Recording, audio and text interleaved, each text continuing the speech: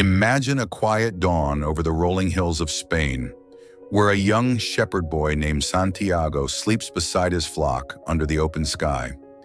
He lives a simple life, moving from town to town with his sheep, reading books he trades along the way, listening to the language of the wind, and believing that freedom is better than comfort. Yet deep inside him, there is a restlessness he cannot explain. And then, one night, he dreams the same dream twice. A child takes him to the Egyptian pyramids and tells him that a treasure is waiting there. Not just any treasure, but something meant only for him. At first, he brushes it off like a foolish fantasy, but the dream lingers like a whisper that refuses to fade. When he meets an old gypsy woman who tells him the dream is real, and then a mysterious old king named Melchizedek who speaks of something called a personal legend, the one true purpose every soul is meant to fulfill, Santiago feels the world shifting beneath his feet. The king tells him that when you truly want something, the entire universe conspires to help you achieve it. Those words strike his heart like lightning. For the first time, Santiago realizes that his quiet dissatisfaction is not confusion, it's a calling. So he sells his sheep, gives up everything familiar, and sails toward Africa. It is terrifying and thrilling all at once. But almost immediately, reality hits him hard. In Tangier, he is robbed of all his money. Alone in a foreign land, unable to speak the language, he sits in despair, thinking he has made the biggest mistake of his life. This is the first lesson the desert gives him. Dreams are not romantic and they test you. Instead of returning home, he chooses to trust fate. He works for a crystal merchant, cleaning dusty glasses on a hilltop shop. Days turn into months. Slowly, Santiago brings life back into the dying business, with new ideas and quiet determination. He earns money again. He could easily go back to Spain now, buy more sheep, and pretend none of this ever happened. The safe path is right there, but something inside him refuses to settle. He understands that comfort can be more dangerous than failure, so he leaves again, chasing the treasure he has never even seen. He joins a caravan crossing the vast Sahara Desert. The world becomes endless sand and burning skies. Here he meets an Englishman obsessed with alchemy, the ancient art of turning lead into gold and discovering the soul's true transformation.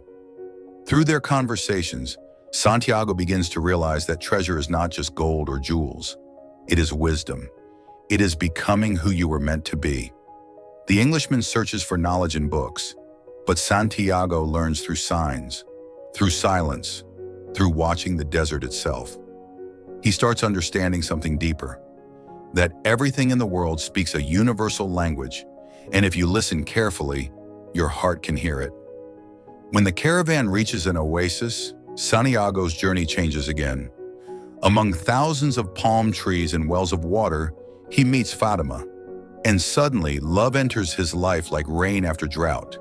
For the first time, he considers stopping, staying, building a life with her. Love feels like a treasure greater than any gold. But Fatima, wise and gentle, tells him something unexpected, that true love never holds you back. It encourages you to follow your destiny. If it is real, it will wait. Her faith gives him strength he didn't know he had. Soon after, Santiago has a vision of war coming to the oasis. Trusting his intuition, he warns the tribal leaders and saves many lives. Because he listened to his heart, he is rewarded. And this is where he meets the mysterious alchemist, a man who seems to understand the language of the universe completely. The alchemist becomes his guide, not by teaching with lectures, but by forcing Santiago to face fear. Together, they travel deeper into the desert. The alchemist tells him that most people abandon their dreams because they fear loss, suffering, or failure. They choose safety and slowly forget who they were meant to become. But Santiago learns that fear of suffering is worse than suffering itself.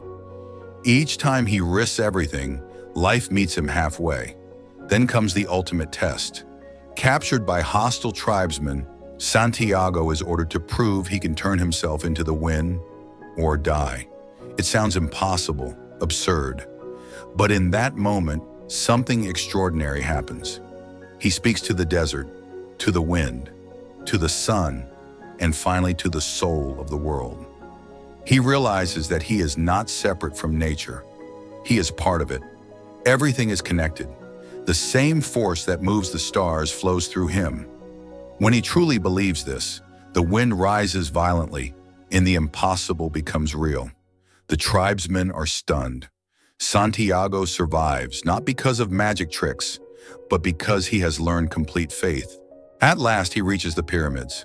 After years of struggle, loss, love, and growth, he falls to his knees and begins digging for the treasure. His heart pounds. This is it.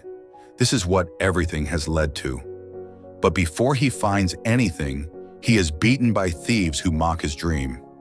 One of them laughs and tells him about a foolish dream he once had, about treasure buried in an abandoned church in Spain, under a sycamore tree where a shepherd sleeps with his sheep. And suddenly, the truth hits Santiago like sunlight breaking through clouds. That church, that tree, it's where his journey began.